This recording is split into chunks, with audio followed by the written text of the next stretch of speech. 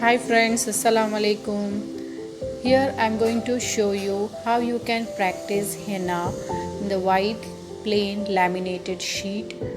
Just you have to take one white laminated sheet, A4 sheet, and just staple it, or you can even just laminate and leave it. Okay.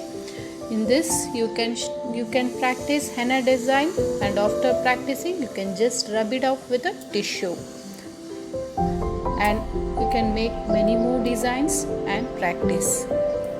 In this video I am showing you how you can very simply practice the designs and learn henna easily.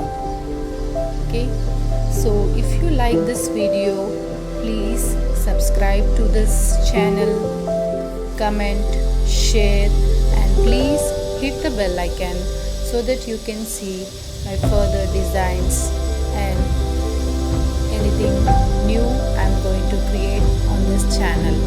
Thank you everyone.